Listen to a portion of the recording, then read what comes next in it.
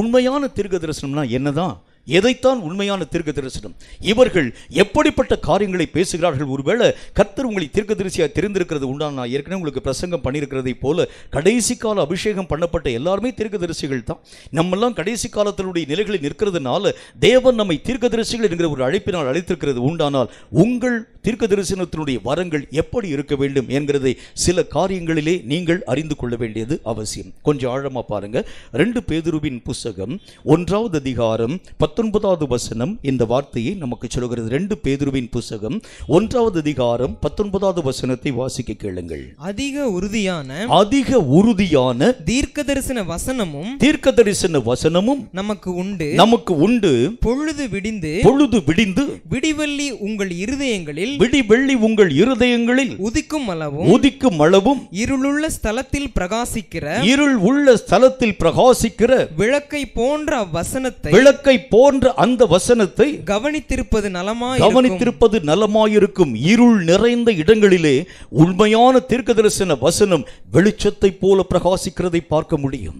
உன்னை நடத்துகிறதாய், உன்னை காக்கிறதாய், உனக்கு தேவையான எல்லா ஆலோசனைகளையும் தரக்கூடியதாக இந்த வசனம், கவனிக்கப்படக்கூடிய வசனங்கள் உன்னை இங்கும் அங்கும் விலகாமல் நடத்தக்கூடியதாய் காண்பிக்கப்படுகிறதை பார்க்க முடியும்.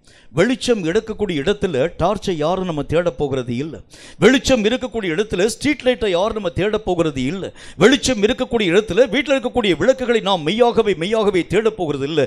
எப்பொழுது இருள் சூழ ஆரம்பிக்கிறதோ அப்பொழுதுதான் வீட்டிலே வைக்கப்பட்டிருக்கக்கூடிய விளக்குக்கு முக்கியமான வேலைகள் துவங்க ஆரம்பிக்கிறது. அதே மாதிரி இருள் நிறைந்த காலங்கள் வரக்கூடிய நேரத்தில் உண்மையான தீர்க்க தரிசனமான வசனங்கள் உன்னையும் என்னையும் தவறாமல் நடத்த ஆரம்பித்துவிடும்.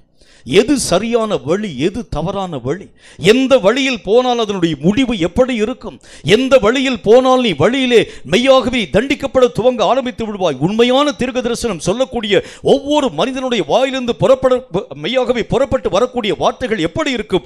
உன்னை இங்கும் அங்கும் பிறளாமல் வழிநடத்தக்கூடியதாய் காண்பிக்கப்படுகிறதை பார்க்க முடியும். உன்னுடைய கால்கள் தடுமாறக்கூடிய நேரத்தில் தீர்க்க தரிசனுடைய வார்த்தைகள் உன்னுடைய கால்களை பலப்படுத்துகிறதை பார்க்க முடியும். சரியான வழியிலே கொண்டு போய் நிறுத்துகிறதை பார்க்க முடியும். அதுதான் உண்மையான தீர்க்க தரிசனம் என்று கர்த்தருடைய வேதத்தில் பார்க்கிறோம். ஆரம்ப நாட்களிலே ஆண்டவராகிய தேவன் தம்முடைய ஜனங்களோடு கூட தீர்க்க தரிசனமான வார்த்தைகளை பேச ஆரம்பித்தார்.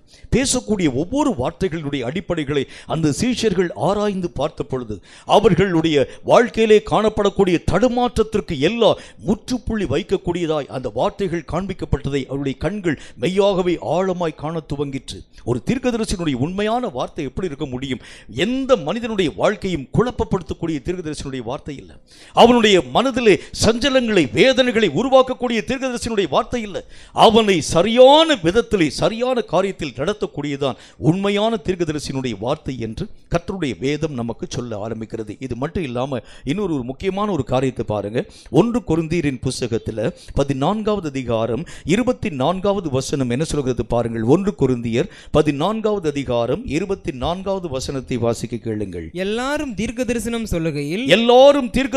சொல்லுகையில் அவிசுவாசி ஒருவன் அல்லது கல்லாதவன் ஒருவன் உள்ளே பிரவேசித்தால் அவன் எல்லாராலும் உணர்த்துவிக்கப்பட்டு எல்லாராலும் நிதானிக்கப்பட்டும் இருப்பான். தீர்க்க தரிசனம் என்று அழைக்கப்படக்கூடிய வரத்தை உடைய ஒரு மனிதன் எல்லா காரியங்களையும் நிதானித்து அறியக்கூடியவனாய் விளங்க ஆரம்பிக்கலாம். இப்ப யாராச்சும் ஒருத்தர் உள்ள வரான்னு வச்சுங்களேன், அவன் யாரு, எங்கிருந்து வர்றான், எந்த ஊரு, அவன் எதை பொறுத்து மெய்யாகவே கடந்து வருகிறான், யாரும் அவனுக்கு சொல்ல வேண்டிய அவசியம் இல்லை. உண்மையான தீர்க்கதரிசியாக இருக்கிறது உண்டானால் அவிசுவாசி ஒருவன் உள்ளே நுழைந்த மாத்திரத்தில் அவனுடைய தீர்க்க தரிசன கண்கள் செயலாக்கப்பட ஆரம்பித்து விடுகிறது. அவன் சகல காரியங்களில் நிதானித்து ஆராய்ந்து பார்க்க துவங்க ஆரம்பிக்கிறான். வந்திருக்கிறவன் யார், என்ன நோக்கத்தோடு கூட கடந்து வந்திருக்கிறான், யாரை மையப்படுத்தி குற்றப்படுத்தும்படிக்காய் கடந்து வந்திருக்கிறான், ஊழியத்தை தடுக்க வந்திருக்கிறான், ஊழியத்திலே கர்த்தருடைய வார்த்தைகளை பிரசங்கம் பண்ணக்கூடிய வார்த்தைகளை கேட்கும்படி வந்திருக்கிறானோ, இவைகளை எல்லா காரியங்களையும் எளிதாக கற்றுக்கொள்ளக்கூடியவனாய் விளங்க ஆரம்பிக்கிறான். சகல விஷயத்திலும் நிதானிக்கக்கூடிய ஒரு மனிதன் தான் உண்மையான தீர்க்கதரிசி. கொஞ்ச நாளைக்கு முன்னால ஒரு நல்ல ஒரு ஊழியக்காரனுடைய வாழ்க்கையில் ஒரு விஷயம் நடந்தது.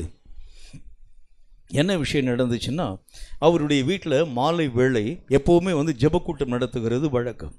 ஒரு அருமையான ஒரு வாலிப தங்கை அவங்க இருக்கக்கூடிய வீடு வந்து மாடி போர்ஷனில் இருக்கிறாங்க, மாடி வீட்டில் இருக்கிறாங்க. அந்த ஒரு வாலிப தங்கை வந்து வழக்கம் போல் மாடி ஸ்டெப்ஸில் ஏறி மேலே வந்து ப்ரேயர் மீட்டிங்க்கு வந்துட்டாங்க. இந்த ஊழியக்காரர் அவர் ஒரு தீர்க்கதரிசின்னு சொல்லிக்கிறார், அவரே சொல்லுவார். அவர் கர்த்தருடைய நாமத்தினால ஜெபம் பண்ணுகிறதுக்காக ஆரம்பிக்கக்கூடிய நேரம் ஜெபத்தை ஸ்டார்ட் பண்ணிட்டார். உடனே அந்த பிள்ளை வந்து உள்ளே வரக்கூடிய அந்த பிள்ளை அந்த ஜெப நேரம் ரொம்ப நேரம் ஆயிடுச்சுன்னு சொல்லி அவசரமாக ஓடி வந்து உள்ளே வந்து உட்கார்ந்தது. வந்த மாத்திரத்தில் இந்த ஊழியக்காரனுடைய மூலமாய் தீர்க்க தரிசனம் வந்தது. நேராக எந்திரிச்சு கடந்து போனார். அந்த பிள்ளையினுடைய தலையின் மேலே ஆண்டவராகிய தேவனுடைய நாமத்தினால கரங்களை வைத்தார். நீ யார், எங்கிருந்து வந்திருக்கிறாய் என்று கேட்டார்.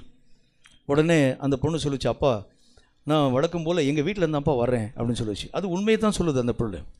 எங்கள் வீட்டில் இருந்தாப்பா வர்றேன். நீ எத்தனை பேர் உள்ளே இருக்கிறீங்க, நீங்கள் யாரெல்லாம் உள்ளே இருக்கிறீங்க? எங்கள் வீட்டில் நான், எங்கள் அப்பா, எங்கள் அம்மா, என் தம்பி, எங்கள் தங்கச்சி, மொத்தம் 5 பேர் உள்ளே இருக்கிறோம்ப்பா. உண்மையை சொல்லு, எந்த வழியாக வந்த? ஸ்டெப் வழியாக தான்ப்பா ஏறி வந்தேன், மாடிப்படியாக வழியாக தான் ஏறி வந்தேன். எதற்காக இங்கே வந்த? ஜெபத்தில் பங்கு பெறும்படிக்காக தான்ப்பா வந்தேன். கர்த்தருடைய நாமத்தினால் இப்பொழுது நான் கேட்கிறேன், உன் பேர் என்ன? என் பேர் ரேவதிப்பா. இப்போ நான் மீண்டும் உன்னை பார்த்து நான் கேட்கிறேன், நீ எங்கிருந்து வந்திருக்கிறாய், எதற்காக வந்திருக்கிறாய், என்ன நோக்கத்தோடு வந்திருக்கிறாய்? எங்கள் வீட்டிலேருந்து தான்ப்பா வந்தேன், ஒரே ஒரு நோக்கம்தான்ப்பா, ஜெபத்தில் பங்கு பெற்று கர்த்தருடைய ஆசீர்வாதத்தை பெறந்தான்ப்பா வந்திருக்கிறேன். தவறான நிதானம் எப்போ வர ஆரம்பிக்குதுன்னா, யாரையாச்சும் ஒரு மனுஷன் அவன் உண்மையிலே ஆவியில் நிறைஞ்சு ஜெபம் பண்ணிட்டு இருப்பான்.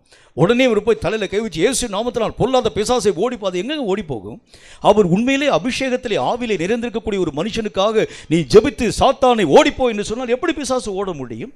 சில பேரை பார்க்கக்கூடிய மக்கள் பல விதமாய் நிதானம் தவறி காரியங்களை பேச துவங்கக்கூடிய தன்மைகளை நம்ம வந்து கண்கூடாய் பார்க்க துவங்க ஆரம்பிக்கிறோம். வசனம் என்ன சொல்கிறது? ஒரு தீர்க்கதரிசி என்று அழைக்கப்படக்கூடியவன் சரியாய் நிதானிக்கக்கூடியவனாய் விளங்க ஆரம்பிக்கிறான். வசனத்தில் என்ன போட்டிருக்கு? அவிசுவாசி ஒருவன் உள்ளே வருகிறது உண்டானால், அந்த இடத்தில் இருக்கக்கூடிய எல்லா ஜனங்களும் தீர்க்கதரிசிகளாக இருக்கிறது உண்டானால், தீர்க்க தரிசனம் சொல்லக்கூடிய மனுஷன் மட்டுமல்ல, எல்லா மக்களாலும் அவன் நிதானிக்கப்பட்டவனாய் இருப்பான். அந்த வசனத்தை திரும்ப ஒரு வாசிங்க, என்ன போட்டுக்குன்னு பாருங்க.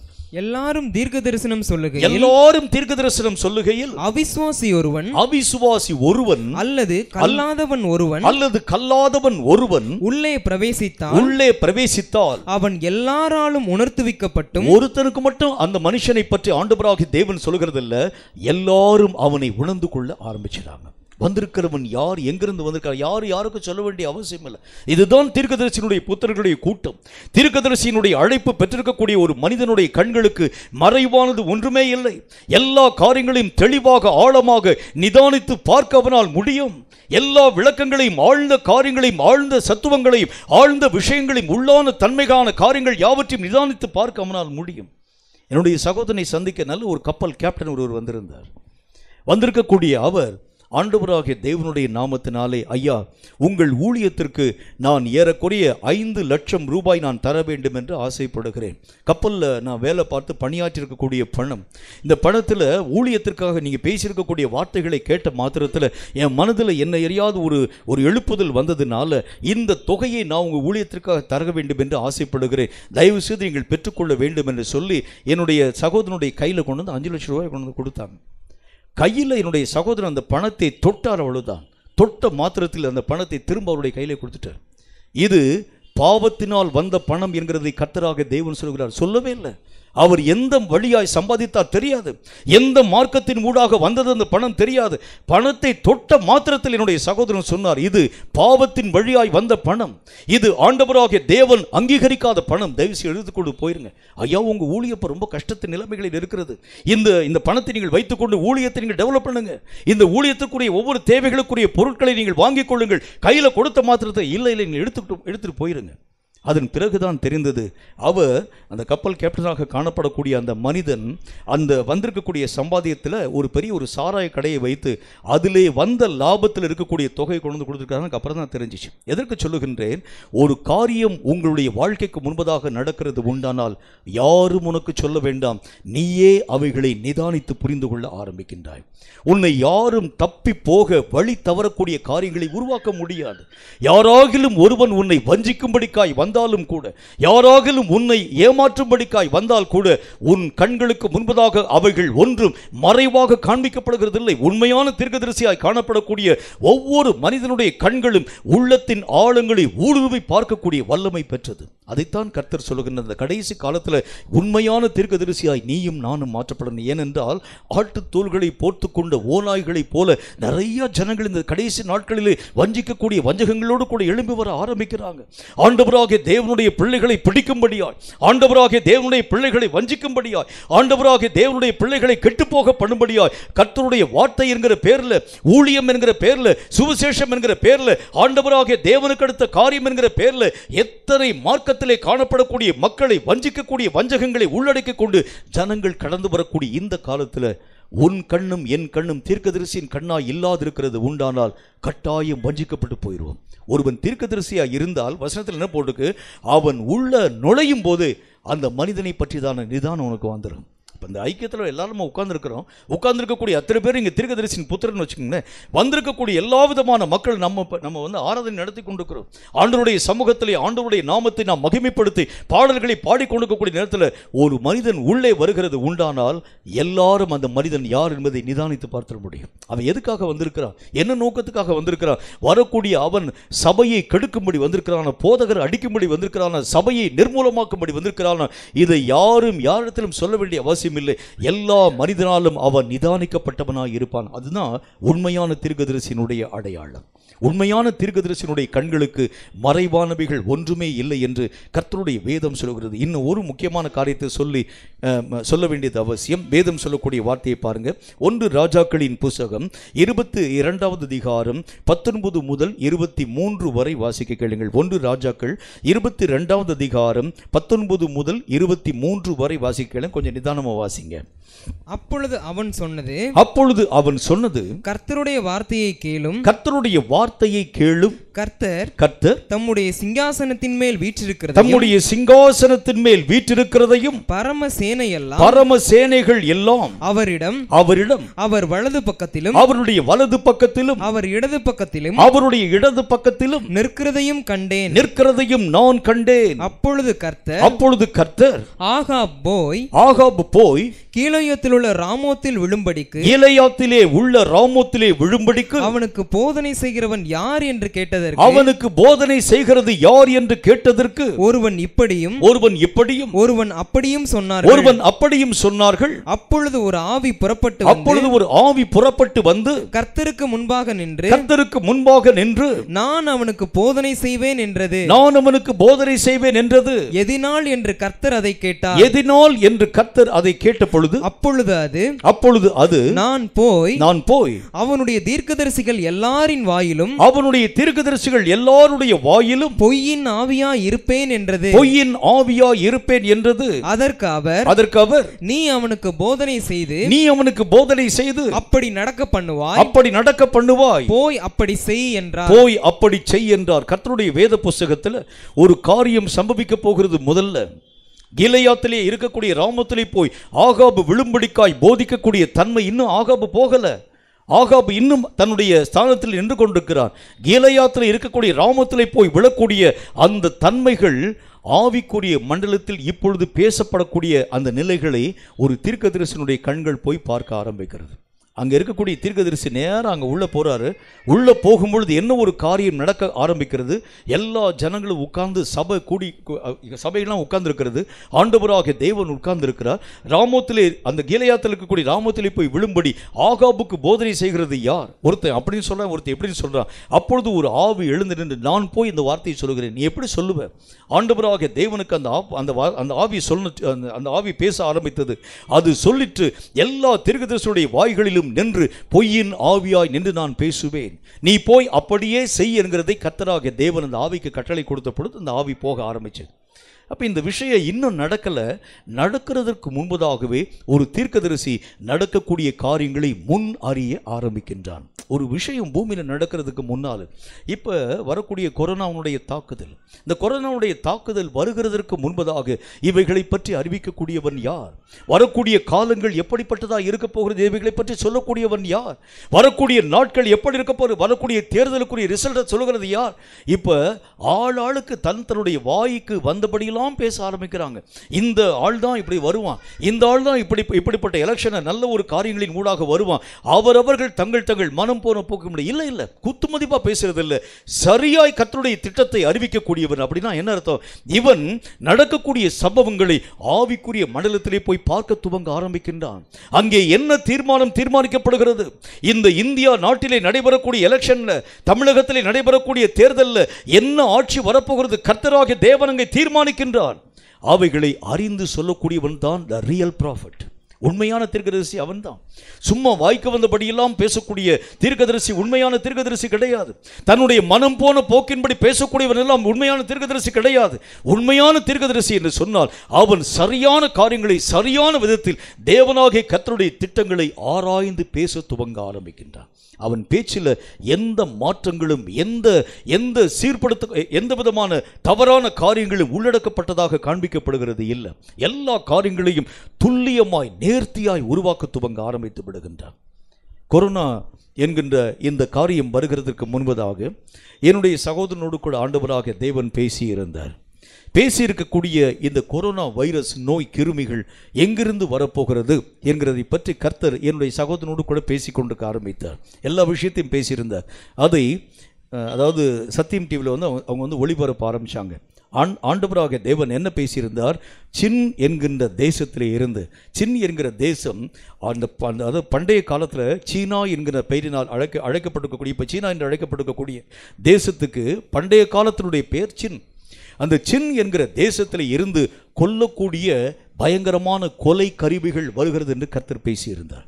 அதை ஆண்டவராக தேவன் பேசி வைத்திருக்கக்கூடிய வார்த்தைகளை அந்த சகோதரன் பேசக்கூடிய நேரத்தில் சகோதரன் மோகன் சிலாசரஸ் அதை பற்றி சொல்லுகின்றார். கரெக்டாக துல்லியமாய் கர்த்தர் பேசியிருக்கிறாரே. எந்த இடத்திலிருந்து வரப்போகிறது, எந்த பகுதியிலிருந்து வரப்போகிறது, அந்த சீனா நாட்டிலே எல்லா இடங்களிலும் இருந்து அல்ல, எந்த இடத்திலிருந்து எந்த குரூப்பாக எங்கே இருக்கக்கூடிய மக்களின் நடுவிலிருந்து இப்படிப்பட்ட கொல்லக்கூடிய கொடிய நோய் கிருமிகளுடைய தாக்குதல் வரப்போகிறது, எல்லா காரியங்களையும் துல்லியமாய் தெளிவாய் ஆண்டவராக தேவன் பேசிக்கொண்டு வர ஆரம்பித்திருந்தார். இதை எதுக்கு சொல்கிறேன், ஒரு தீர்க்கதரிசின்னு சொன்னால் இப்படி அல்லது அப்படி சொல்றதுக்கு பேர் தீர்க்கதரிசி கிடையாது. நான் அடிக்கடி சொல்லக்கூடிய ஒரு உதாரணம், என்னுடைய நண்பனுடைய மனைவி கர்ப்பவதி ஆக்கப்பட்டிருந்தாள். அவங்களுக்கு ஒரு ஆசை, வயிற்றில் வளரக்கூடிய குழந்தை என்ன குழந்தையாக இருக்கணும்னு பார்க்கணுன்னு ஆசை. உங்களுக்கே தெரியும், ஸ்கேன் சென்டரில் வந்து அதெல்லாம் செக் பண்ணி சொல்ல மாட்டாங்க, வயிற்றில் வளருது ஆண் குழந்தையா பெண் குழந்தையான்னு சொல்ல மாட்டாங்க. உடனே பக்கத்தில் இருக்கக்கூடிய ஒரு தீர்க்கதரிசியினுடைய வீட்டுக்கு என்னுடைய நண்பன் அழைத்து கொண்டு போனான். தன்னுடைய மனைவியை கூட்டிக் கொண்டு போன மாத்திரத்தில் அந்த சகோதரனை பார்த்து சொன்னார், இந்த மாதிரி என் மனைவி இப்போ தான் முதல்ல வந்து உண்டாயிருக்கிறா, கன்சீவ் ஆகியிருக்கிறா, இவளுடைய வயிற்றில் வளரக்கூடிய குழந்தை ஆண் குழந்தையாக இருக்கணும்னு சொல்லி எனக்கு ஆசை, ஆனால் அவளுக்கு பெண் குழந்தையாக இருக்கணும்னு ஆசை, நீ ஜோம் பண்ணி உன்னால் சொல்ல முடியுமான்னு சொல்லி என்னுடைய நண்பன் அந்த தீர்க்கதரிசியை பார்த்து கேட்டார். உடனே அவர் சொன்னார், ஐயே இது என்ன பெரிய விஷயமா, எத்தனையோ காரியங்களெல்லாம் நான் சொல்லியிருக்கிறேன், பாக்கெட்டில் எவ்வளோ ரூபா வச்சுருக்கேன்னு முதல்ல நான் பேசிடுவேன், இது எனக்கு வந்து ஒரு பெரிய ஒரு விஷயமா, நான் சொல்லுகிறேன் பார் என்று சொல்லி அந்த சகோதரனுடைய தலையின் மேல் கரங்களை வைத்து அவர் பேசினார். ஆண்டவராக தேவன் சொல்லுகின்றார், உன்னுடைய மனைவியினுடைய வயிற்றிலே வளரக்கூடிய குழந்தை ஆண் குழந்தை, தப்பினால் பெண் குழந்தைன்னு சொன்னார்.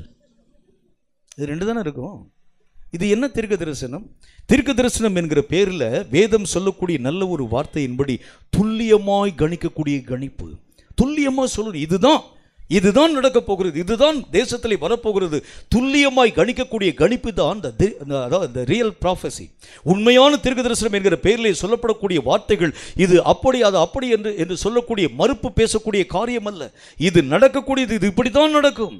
ஆண்டவராகிய தேவன் ஒரு தீர்க்கதரிசி, இயேசு கிறிஸ்து ஒரு தீர்க்கதரிசி. அவர் சொன்னார், நீங்கள் மெய்யாகவே கடந்து போங்கள், ஒரு மேல் வீட்டறையை நீங்கள் பார்க்க போகிற, உங்களுக்கு முன்பதாக வழியிலே ஒருவன், அதாவது தண்ணீரை மொண்டு கொண்டு கடந்து போகக்கூடிய ஒரு மனுஷன் நீங்கள் சந்திப்பீங்க, அவனுக்கு பின்னாகவே நீங்கள் கடந்து போங்கள், அவனுடைய வீட்டிலே நீங்கள் போய் பார்க்கக்கூடிய நேரத்தில் ஒரு கழுதையும் அதனுடைய குட்டியாகிய மரியும் கட்டியிருக்க காண்பீர்கள், இதை நீங்கள் அவிழ்த்து கொண்டு வர வேண்டும் என்று கர்த்தர் பேசினார்.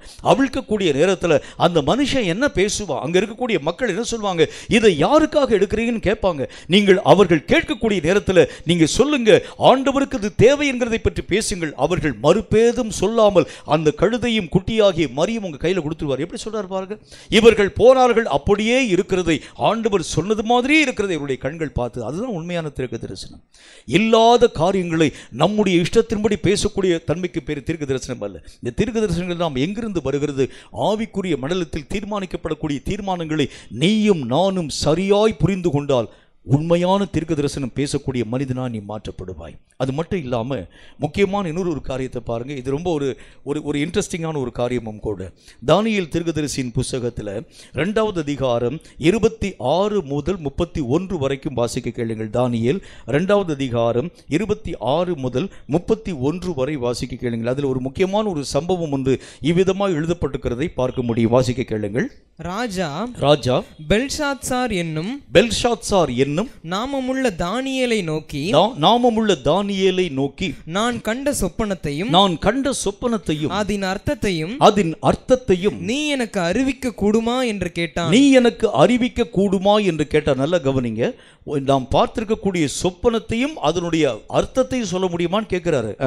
தானியேல் ராஜ சமூகத்திலே பிரதியுத்தரமாக ராஜா கேட்கக்கூடிய மறைபொருளை ராஜாவுக்கு தெரிவிக்க ஞானிகளாலும் ஜோதிடராலும் சாஸ்திரிகளாலும் குறி சொல்லக்கூடியவர்களாலும் கூடாது மறைபொருள்களை வெளிப்படுத்துகின்ற பரலோகத்தில் இருக்கக்கூடிய தேவன் கடைசி நாட்களில்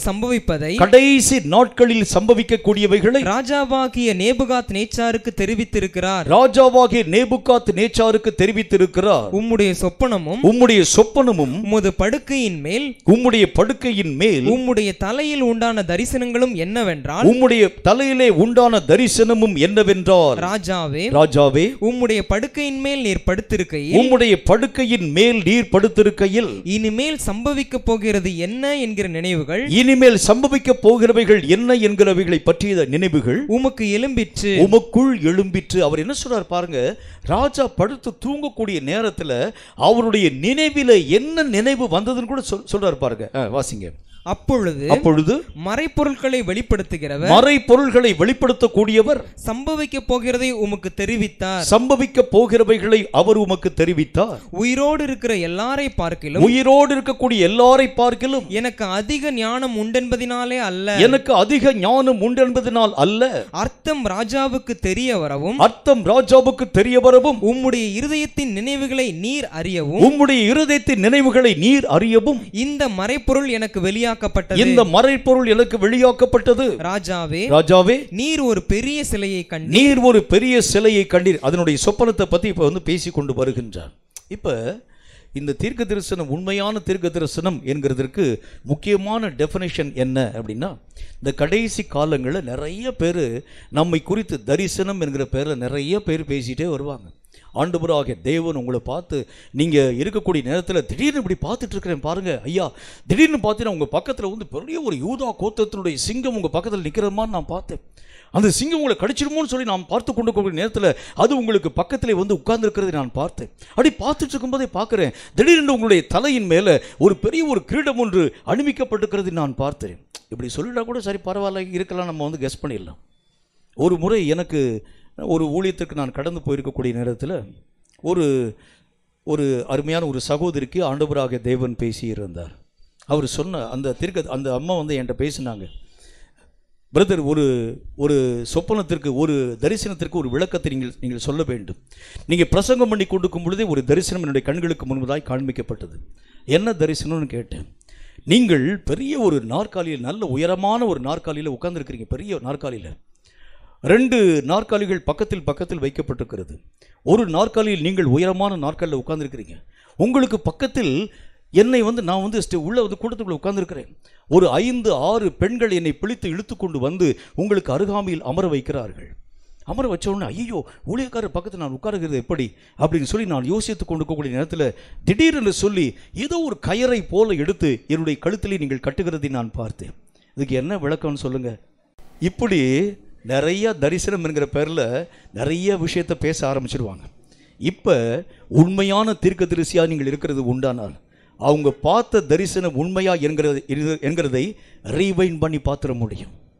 அவங்களால அது பார்க்க முடியும். அவங்க சொன்னது உண்மையா பொய்யா, உண்மையிலே அந்த ஒரு தரிசனம் அவருடைய வாழ்க்கையிலே வந்ததா, அவர்களாக கற்பனை பண்ணி இருக்கக்கூடிய காரியங்களை பேசியிருக்கிறார்களா, இந்த காரியங்களை புரிந்து கொள்கிறவன் யார்? உண்மையான தீர்க்க தரிசனம் பேசக்கூடிய மனிதனுடைய கண்களுக்கு அவைகளை ஆண்டவராகிய தேவன் வெளிப்படுத்த ஆரம்பித்து விடுகின்றார். தானியேல் யாரோ கண்ட ஒரு சொப்பனம், யாரோ கண்ட ஒரு தரிசனம், ராஜாவாகிய நேபுகாத்நேச்சார் தேவனை அறியாதிருக்கக்கூடிய ஒரு மனிதன் கண்ட ஒரு சொப்பனம், மனிதன் கண்ட ஒரு தரிசனத்தை இந்த தேவனுடைய மனிதனுக்கு ஆண்டவராகிய தேவன் சொல்ல ஆரம்பிக்கின்றார். எப்படி சொல்ல ஆரம்பிக்கின்றார்? ஏதோ ஒரு குத்துமதிப்பாக கர்த்தர் பேசல. என்னென்ன காரியம் நடக்கிறது, நீர் படுக்கையிலே படுத்திருக்கும் பொழுது என்ன நினைவு உமக்குள் வந்திருந்தது, அந்த நினைவுகளுக்கு ஏற்ற ஒரு சொப்பனத்தை ஆண்டவராகிய தேவன் காண்பிக்கிறதை பற்றி தீர்க்கதரிசி எல்லா காரியங்களையும் துல்லியமாய் பேச ஆரம்பிக்கிறார். ஒரு பெரிய ஒரு சிலை ஒன்று நிறுத்தப்பட்டிருக்கிறது. இங்கே பார்த்தீங்க, அந்த சிலையினுடைய தலை, அதனுடைய கைகள், அதனுடைய மார்பு, அதனுடைய கண்கள், கால்கள், மூக்கு, வாய், எல்லா விதமான தன்மைகளையும் தெளிவாக பேசின அந்த தீர்க்கதரிசி, இதுதான் உம்முடைய கண்களுக்கு முன்பதாய் காண்பிக்கப்பட்ட சொப்பனம், அதனுடைய விளக்கம் இதுதான், இது கர்த்தராகிய தேவனால் உரைக்கப்பட்ட வார்த்தை என்கிறதை துல்லியமாய் பேச துவங்க ஆரம்பித்தான் தானியேல். ஒரு தீர்க்கதரிசி என்கிறவன் எப்படிப்பட்ட காரியங்களை பற்றி பேச ஆரம்பிக்கின்றான்?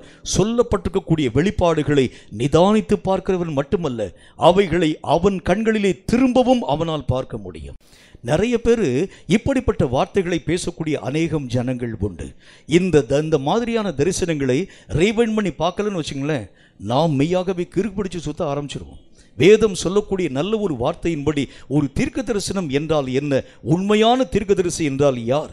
எவனாகிலும் ஒருவன் எதையாகிலும் ஒரு காரியத்தை பேசுகிறது உண்டானால் அதை நீ உன் கண்களினால் தெளிவாய் ஆழமாய் ஆராய்ந்து பார்க்க முடியும்.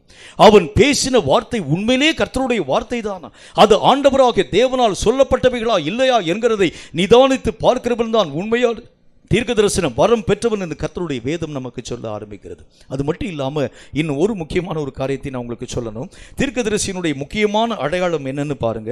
1 ராஜாக்களின் புஸ்தகத்தில் 14வது அதிகாரம் 4 முதல் 6 வரைக்கும் இருக்கக்கூடிய வசனத்தை கொஞ்சம் நிதானமாக வாசிங்க.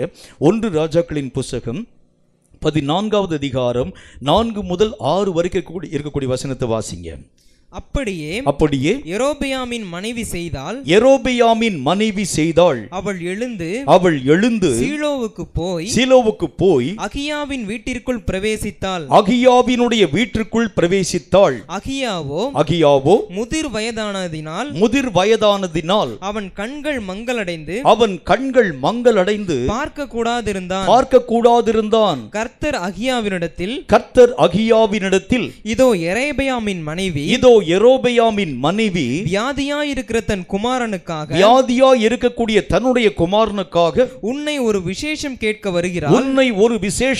வருகிறாள். நீ அவளுக்கு இன்ன பிரகாரமாக சொல்ல வேண்டும். அவள் உட்பிரவேசிக்கிற போது எப்படி சொல்லி கொடுக்கிறார் பாருங்க ஆண்டவர். அந்த அம்மா உள்ள வரும்போது, உட்பிரவேசிக்கிற போது தன்னை அந்நிய ஸ்திரீயாக காண்பிப்பாள். அந்நிய ஸ்திரீ மாதிரி வேஷம் போட்டு நடிச்சிட்டு உள்ள வருவா. ஆண்டவராகிய தேவன் தெளிவாக எப்படி பேசுகிறார் பாருங்க. ஒரு விஷயத்தை ஆண்டவராகிய தேவன் பேசுகிறது உண்டானால் துல்லியமாய் நடக்கக்கூடிய ஒவ்வொரு காரியத்தையும், என்னென்ன விஷயம் நடக்கிறது, யெரொபெயாமுடைய வீட்டில் என்ன பிரச்சனை, யெரொபெயாமுடைய அவங்க என்ன விஷயத்தை பேசியிருக்கிறாங்க, அவன் வருகிறதற்கு பயந்து போய் தன்னுடைய மனைவியை அனுப்புகிறான். மனைவி வரக்கூடியவள் தன்னை யெரொபெயாமுடைய மனைவி என்கிறதை போல காண்பிக்காமல், யெரொபெயாமுடைய மனைவின்னு சொன்னால் அவர் பெரிய ஒரு ராஜாத்தி அல்லது ஒரு ராணி, இந்த ராணி மாதிரி தன்னை காண்பிக்காமல் அந்நிய ஸ்திரியை போல நடித்து கொண்டு வருவாள். நீ அவளை பார்த்து என்ன சொல்ல வேண்டும் என்கிறதை கர்த்தராகிய தேவன் பேச ஆரம்பித்தார். இந்த அம்மா வரக்கூடிய நேரத்தில் அந்த அகியா என்கிற தீர்க்கதரிசியுடைய கண்கள் எல்லாம் இருளடைந்து போயிருந்தது, கண்ணே தெரியாத அவருக்கு. அந்த அம்மா உள்ள வந்த உடனே இவர் வார்த்தைகளை சொல்லுகின்றார். யெரொபெயாமினுடைய மனைவியே, நீ உன்னை அந்நிய ஸ்திரியாக காண்பிக்கிறது என்ன? எப்படி கேட்கிறார் பாருங்க. கர்த்தராகிய தேவன் எல்லாத்தையும் சொல்லிக் கொடுத்துருவார். எந்த விஷயத்தையும் ஆண்டவராகிய தேவன் ஒளித்து மறைத்தல்ல. தீர்க்கதரிசிக்கு மறைவானவைகள் ஒன்றுமே இல்லை என்கிறதை நீங்கள் நன்றாக புரிஞ்சுக்கணும். ஒரு காரியத்தை கர்த்தர் பேசும்போது அந்த விஷயத்தை மாத்திரம் பேசுறதில்லை, அந்த காரியங்களை மட்டும் கர்த்தர் சொல்கிறதில்லை. ஆரம்பத்திலிருந்து கடைசி வரைக்கும் முழுசும் கர்த்தர் பேச ஆரம்பிச்சிட்டார். அந்த விஷயம் எதனால நடக்குது, அந்த யெரொபெயாமுடைய குடும்பத்தில் என்ன பேசிட்டு வர்றாங்க, என்ன காரியத்திற்காக அவர்கள் உன்னை தேடி வர்றாங்க, அங்கே உன்னை தேடி வரக்கூடியது யார், என்ன மாதிரி வரப்போறாங்க, என்ன கேட்கும்படிக்காய் வரப்போறாங்க, எல்லா விஷயத்தையும் கர்த்தராகிய தேவன் தெளிவாய் பேச துவங்க ஆரம்பித்திருந்தார். இப்போ ஒரு தீர்க்கதரிசிட்ட போய் அவர் சொல்லக்கூடிய தீர்க்க தரிசனங்களுக்கு விளக்கத்தை நீங்கள் கேட்கறது உண்டானார். அதெல்லாம் கர்த்தர் பேசிட்டாருங்க, அதுக்கப்புறம் எனக்கு விளக்கம்லாம் சொல்ல முடியாதுங்க, இப்படி எவனும் சொல்லக்கூடாது. ஏன்னா ஒரு தீர்க்கதரிசிக்கு கர்த்தர் வெளிப்படுத்தும் பொழுது ஆதியோடு அந்தமாக எல்லா விதமான காரியங்களையும் வெளிப்படுத்த ஆரம்பிச்சுவார். என்ன நடக்கிறது, என்ன விஷயம், என்ன காரியமாகும்படி கர்த்தர் இந்த காரியங்களை அனுமதித்திருக்கிறார், என்ன பிரச்சனைக்காக இந்த மாதிரியான சூழ்நிலைகள் தேச அரங்கில் உருவாக்கப்பட போகிறது, எல்லா விளக்கங்களையும் ஆண்டவராக தேவன் துல்லியமாய் தெளிவாய் தீர்க்கதரிசியோடு கூட பேச ஆரம்பிச்சிடுவார். அப்படின்னா தீர்க்கதரிசிட்ட போய் நீங்க கேள்வி கேட்டீங்கன்னா அந்த தீர்க்கதரிசி தான் சொல்லியிருக்கக்கூடிய தீர்க்க தரிசனங்களை குறித்து திக்கவும் திணறவும் மாட்டான். அப்படி சொல்லுவான். ஏன்னா கர்த்தராகிய தேவன் இன்னென்ன விதமான காரியத்துக்காக தான் பேசியிருக்கிறார், இந்த விஷயத்திற்கு தான் கர்த்தர் இந்த மாதிரியான வாதைகளை அனுமதித்திருக்கிறார், எல்லா விளக்கங்களையும் தெளிவாக அவனால் சொல்ல முடியும். அவன்தான் உண்மையான தீர்க்கதரிசி என்று கர்த்தருடைய வேதம் சொல்கிறது. இறுதியாக ஒரே ஒரு விஷயத்தை சொல்லி நான் முடிக்கிறேன். 2 ராஜாக்களின் புஸ்தகம் 6வது அதிகாரம் 12வது வசனம் இந்த வார்த்தையை சொல்கிறது. 2 ராஜாக்கள் 6வது அதிகாரம் 12வது வசனத்தை வாசிங்க. அப்பொழுது அவன் ஊழியக்காரரில் ஒருவன் அப்படி இல்லை என் ஆண்டவனாகிய ராஜாவே, நீர் உம்முடைய பள்ளி அறையிலே பேசுகிற வார்த்தைகளையும், நீர் உம்முடைய பள்ளி அறையில் பேசக்கூடிய வார்த்தைகளையும் இஸ்ரவேலிலே இருக்கிற தீர்க்கதரிசியாகிய எலிசா இஸ்ரவேலின் ராஜாவுக்கு அறிவித்து விடுவான். நீர் அறையிலே பள்ளி அறையிலே யாருக்கும் தெரியாமல் ரகசியமாய் பேசக்கூடிய காரியத்தை கூட இஸ்ரவேலின் ராஜாவுக்கு தீர்க்கதரிசியாக எலிசா சொல்லிடுவான். நீர் என்னென்ன காரியங்களை பேசுகிறீர், என்னென்ன விதமான விஷயங்களை சொல்றீங்க அப்படின்னா ஒரு மனிதனுடைய மனதிலே இருக்கக்கூடிய விஷயங்களையே கர்த்தராகிய தேவன் தீர்க்கதரிசிகளுக்கு வெளிப்படுத்துகிறது உண்டானால் சாத்தானின் மனதில் இருக்கக்கூடிய தன்மைகளை கர்த்தர் சொல்லுவாரா சொல்ல மாட்டாரா? யோசிச்சு பாருங்க. சாத்தான் இப்ப என்ன விதமான காய் நகர்த்த போகிறார், என்ன விஷயங்களை தேச அரங்கிலே உருவாக்க போகின்றான், என்ன பிரச்சனைகளை தேசத்திலே தந்து தேசத்தை சாத்தான் திடுக்கிடப் பண்ண போகின்றான். இந்த காரியங்கள் எல்லாம் ஒருவேளை மற்ற மக்களுக்கு தெரியாது, ஆனால் உண்மையான தீர்க்கதரிசிக்கு இவைகள் எல்லாம் தெளிவாய் துல்லியமாய் உன்னுடைய கண்கள் ஆராய்ந்து பார்க்க துவங்க ஆரம்பித்து விடும். எலிசா என்கிற தீர்க்கதரிசிக்கு விரோதமாக, அவனுடைய ராஜ்ய பாரத்திற்கு விரோதமாக அந்நிய தேசத்திலே காணப்படக்கூடிய ராஜாக்கள் திட்டம் தீட்டுறாங்க. அவங்க சொல்றாங்க, இஸ்ரவேலினுடைய தானியத்தை மெய்யாகவே குறிவைத்து தாக்க வேண்டும், எந்தெந்த இடத்திலே கொண்டு போய் ஆட்களை நிறுத்தி இஸ்ரவேலில் நாம் திடுக்கிடப்பட வேண்டும். ஆனாலும் கூட இவர்கள் பிளான் போட்டு அங்கங்கெல்லாம் கொண்டு போய் ஆட்களை நிறுத்தக்கூடிய நேரத்தில் இஸ்ரவேல் மக்களை அவர்களால் பிடிக்க முடியாம அந்த எல்லா விதமான விஷயங்களும் இஸ்ரவேல் மக்களுக்கு தெளிவாய் தெரிய துவங்க ஆரம்பித்தது. அப்ப ராஜாவுக்கு ரொம்ப கன்ஃபியூஷன் ஆயிடுச்சு. ராஜா கேட்கிறாரு, நம் அந்த இஸ்ரவேலுடைய சார்பாக நம் நடுவிலே ஒற்று வேலை பார்க்கக்கூடியவன் யார், ஸ்பையாக இருக்கக்கூடியது யார், நம்முடைய எல்லா விதமான நம்ம பேசக்கூடிய பிளானை போய் அங்கே போய் சொல்லுகிறது யார்? அப்பொழுது ஒரு மனிதன் சொல்லுகின்றான், இல்லை ராஜாவே, இங்கிருந்து யாரும் போய் சொல்லல, ஆனால் தேவனுடைய மனிதனாய் காணப்படக்கூடிய எலிசா தீர்க்கதரிசி, அவன் நீர் பேசக்கூடிய பள்ளி அறையில் பேசக்கூடிய உங்களுடைய அந்தரங்கமான அறையில் பேசக்கூடிய வார்த்தைகளை கூட ராஜாவுக்கு முன்பதாய் சொல்லக்கூடிய திறமை வாய்ந்தவன் அவன். ஒரு தீர்க்கதரிசியினுடைய அழைப்புனா எப்படிப்பட்டது? எல்லா காரியங்களையும் தெளிவாய் பேசக்கூடிய ஒரு மனிதன், எல்லா காரியங்களையும் தெளிவாய் புரிந்து கொள்ளக்கூடிய ஒரு மனிதன். கர்த்தருடைய திட்டத்தையும் புரிந்து கொள்கின்றான், சத்துருவின் திட்டத்தையும் புரிந்து கொள்கிறான், உலகத்திலே வரக்கூடிய எல்லா விதமான பிரச்சனைக்குரிய காரியங்களையும் அவன் தெளிவாய் புரிந்து கொள்ளக்கூடியவன் தான் உண்மையான தீர்க்கதரிசி என்று கர்த்தருடைய வேதம் சொல்கிறது. சும்மா காசு சம்பாதிக்கிறதுக்காக கர்த்தர் உனக்கு அதை சொன்னார் இதை சொன்ன சொல்லுவேன் பெரிய தீர்க்கதரிசி இல்லை. அவனுக்கு நீங்கள் பயப்படக்கூடாது என்று கர்த்தர் நமக்கு சொல்லுகின்றார். உண்மையான தீர்க்கதரிசி என்றால் யார்? வேதம் சொல்லக்கூடிய வார்த்தையின்படி ஆண்டவராகிய தேவனுடைய ஆதீனத்திலே காணப்படும் எல்லா விஷயங்களை தெளிவாய் பேசக்கூடியவன், ஒவ்வொரு காரியங்களையும் தெளிவாய் அறிவிக்கக்கூடியவன், ஒவ்வொரு திட்டங்களையும் தேவனுடைய திட்டங்களை தேச அரங்கில் உருவாக்கப்படக்கூடிய காரியங்களை தெளிவாய் கற்றுக்கொண்டு எல்லா ஜனங்களுக்கு மத்தியிலே அறிவிக்கக்கூடியவன் தான் உண்மையான தீர்க்கதரிசி என்று கர்த்தருடைய வேதம் சொல்கிறது. தீர்க்க தரிசனம் என்கிற பேரில் வாய்க்கு வந்தபடியெல்லாம் பேசக்கூடியவைகளை பற்றி நீங்களும் நானும் எவ்வளவேனும் யோசிக்க கூடாது. நீயும் நானும் தீர்க்கதரிசியாக இருக்க வேண்டும் என்றால் இவைகள் எல்லாம் உன் வாழ்க்கையிலே காண்பிக்கப்பட வேண்டியது அவசியம். ஆண்டவராகிய தேவன் நம்மை அப்படிதான் அழைச்சிருக்கிறார். இந்த தடுமாற்றம் நிறைந்த ஒரு வாழ்க்கை, மறுதலிக்க செய்யக்கூடிய ஒரு வாழ்க்கை, கர்த்தராகிய தேவனுக்குள் மறுதலிக்க முடியாத பலம் நிறைந்த ஒரு வாழ்க்கை வாழ முடியாமல் கள்ள தீர்க்க தரிசனங்களை பேசக்கூடிய நிறைய பேர் எதிர்க்கிறாங்க. தீர்க்கதரிசின்னு சொன்ன உடனே முதல் காரியமாக ஜனங்கள் அவனை வரவேற்க ஆரம்பிக்கிறாங்க. கொஞ்சம் வருஷத்திற்கு முன்பதாக சாந்தி நகர் பகுதியில் நான் இருந்த பொழுது ஒரு தீர்க்கதரிசி திடீரென்று எங்களுடைய வீட்டுக்கு வந்திருந்தார். அவர் சில விஷயங்களை எங்களோடு கூட பேச ஆரம்பித்தார். ஆண்டவராகிய தேவன் என்னை வல்லமையாய் பயன்படுத்த ஆரம்பித்து கொண்டு வருகிறார் ஐயா. கர்த்தராகிய தேவனுடைய வல்லமைகளை நான் பிரத்யட்சமாக என்னுடைய வாழ்க்கையிலே பார்க்கிறேன்னு சொன்னார். என் கூட 2-3 சகோதரர்கள் உட்கார்ந்துருந்தாங்க. அவர் பேசக்கூடிய அந்த வார்த்தைகளை கேட்கும் பொழுது நான் அவரை கண்டுபிடித்து விட்டு, அவர் ஆண்டவராகிய தேவனுடைய தீர்க்கதரிசி இல்லை என்கிறதை பற்றி அவர் பேசிக்கொண்டு வந்தார். ஒரு நாள் ஒரு இடத்துல ஒரு கூட்டத்திற்காக நான் கடந்து போயிருந்தேன் சென்னையில். நான் நடத்தக்கூடிய தெருவுக்கு 2 தெருவுக்கு முன்னால் திடீரென்று சொல்லி ஒரு பெரிய ஒரு சத்தம், கூக்குரலின் சத்தம் கேட்டது. உடனே எல்லா ஜனங்களும் அலறி அடித்துக்கொண்டு ஓடினாங்க. அந்த தெருவே பயங்கர சத்தம் கேட்க ஆரம்பித்தது. நான் இங்கே இருக்கக்கூடிய மக்களை பார்த்து நான் கேட்டேன், என்ன சத்தம் கேட்குதுன்னு கேட்டேன். என்னன்னு தெரியலங்க, நாங்கள் போய் பார்த்துட்டு வரணும்னு சொல்லிட்டு ஒரு மனிதன் ஓடி போய் பார்த்துட்டு வந்து சொன்னார், ஒரு நல்ல ஒரு மருத்துவர் நம்ம ஊழியத்துக்கெல்லாம் வந்திருக்கிறாருங்க. அந்த மருத்துவருடைய ஒரே மகன் திடீரென்று சொல்லி மரித்து போய்விட்டார், செத்து போயிட்டான். அந்த அந்த அந்த மகனின் நிமித்தமாக அதாவது அந்த மருத்துவருடைய மனைவிக்கு அதாவது அந்த வயிற்றில் ஆப்ரேஷன் பண்ணிட்டாங்க. இனி அவங்களால அதை கன்சீவ் ஆக முடியாத அளவுக்கு கர்ப்பப்பை எடுத்துட்டாங்க. அந்த ஒரே மகனுடைய மரணத்தை நிமித்தம் மருத்துவர் ரொம்ப கதறி கொடுக்கிறார். நல்ல ஒரு ஊழியம் பார்க்கக்கூடிய தேவனுடைய மனுஷன், அவருடைய வாழ்க்கையில் இப்படிப்பட்ட ஒரு சோகம் வந்ததற்கு காரணம் என்னென்னு சொல்லி ரொம்ப திகைத்து கொண்டிருக்கிறார். நீங்கள் தயவுசெய்து ஆறுதல் சொல்ல வேண்டும் என்கிற ஒரு வார்த்தை பற்றி பேசினார். அந்த மனுஷன் சொன்னாராம். உடனே இவர் சொன்னாராம், இல்லை நீங்கள்லாம் போங்க, நான் அதாவது எனக்கு உண்டான இந்த நேரம் வரட்டும், நான் வருகிறேன் என்று சொல்லிவிட்டு அவர் இன்னும் கர்த்தருடைய வார்த்தையை பிரசங்கம் பண்ணி கொண்டு வந்தார். நான் சொல்லும்போது உங்களுக்கு புரிஞ்சிருக்குன்னு நினைக்கிறேன். என்னுடைய நேரம் இன்னும் வரல, கொஞ்சம் நேரம் கழிச்சு நான் வர்றேன் அப்படின்னு சொல்லிட்டு அந்த மனிதன் கொஞ்சம் நேரம் பிரசங்கம் பண்ணி கொண்டே இருந்தார். கொஞ்ச நேரம் ஆன பிறகு அந்த மருத்துவர் அவருடைய அந்த மகனை அடக்கம் பண்ணும்படிக்காக சவப்பட்டியெல்லாம் உள்ளே வச்சு பூட்டிட்டாங்க. கடைசியில் பார்க்குறவங்களாம் பார்த்துக்கங்கன்னு சொல்லி எல்லாம் வச்சு அடைச்சிட்டாங்க. அடைத்திருக்கக்கூடிய நேரத்தில் இவர் அப்போ தான் பிரசங்கம் முடித்து விட்டு வீட்டுக்கு போயிருக்கிறார்.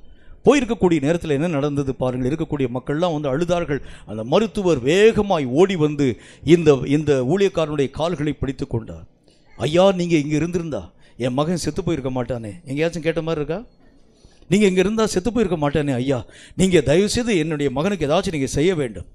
நீ பயப்படாதே, ஆண்டவராகிய தேவன் உயிர்த்தெழுதலும் ஜீவனுமாய் இருக்கிறார், எல்லா விதமான காரியத்திலும் அற்புதங்களை அவரால் செய்ய முடியும் என்று சொல்லிவிட்டு அழக்கூடிய மக்கள் யாவரையும் அப்புறமாகிவிட்டு, இயேசுவின் நாமத்தினாலே எழுந்திரு என்று நான் உனக்கு கட்டளை கொடுக்கிறேன். என்ன ஆச்சரியம் பாருங்கள். செத்துப்போன அந்த மனிதன் வைத்திருக்கக்கூடிய பிரேத பெட்டியோடு கூட அவன் எந்திரிச்சிட்டான். அங்கே கல்லறையை கல்லை புரட்டுவாங்க, உள்ளே இருக்க ஆள் வருவார். இவர் தான் பெட்டிகளை வச்சு அடைச்சிட்டாரு.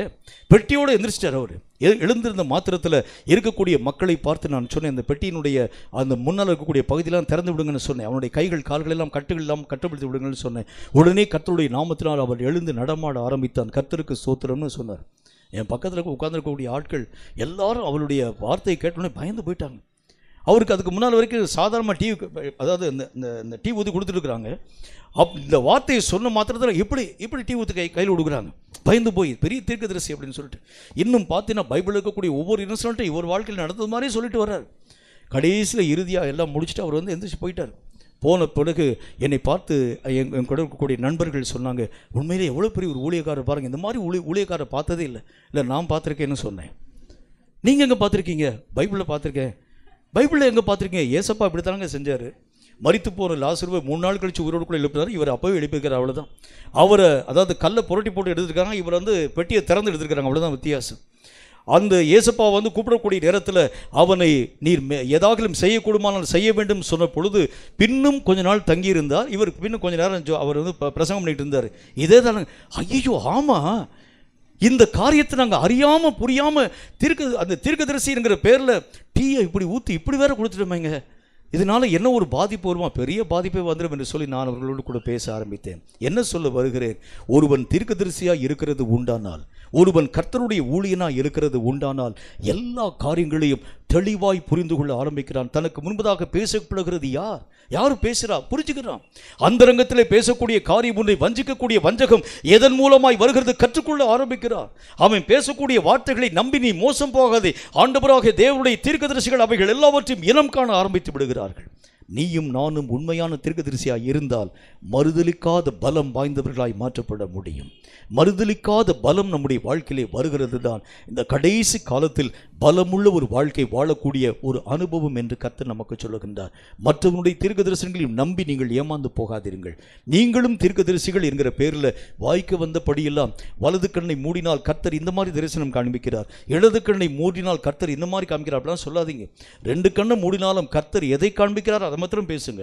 இல்லாத விஷயங்களை இருக்கிறவைகளைப் போல நீங்கள் திரித்து பேசுகிறது உண்டானால் தேவன் உன்னை தாண்டி கடந்து போக ஆரம்பிச்சிருவார்.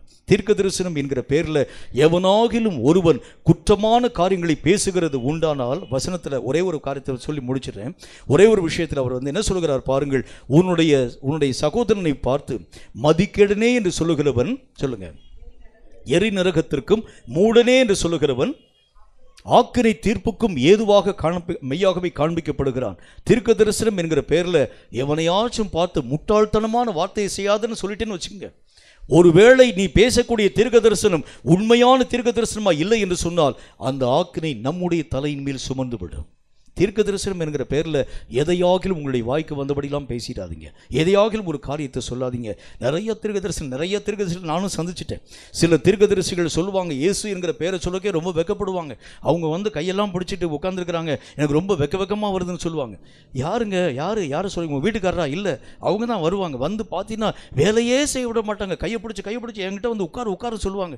இல்லைங்க எங்கள் வீட்டுக்காரர் வந்துருவாங்க, கையை விடுங்கன்னு சொல்லி நானும் தப்பித்து ஓடுகிறது வழக்கம்.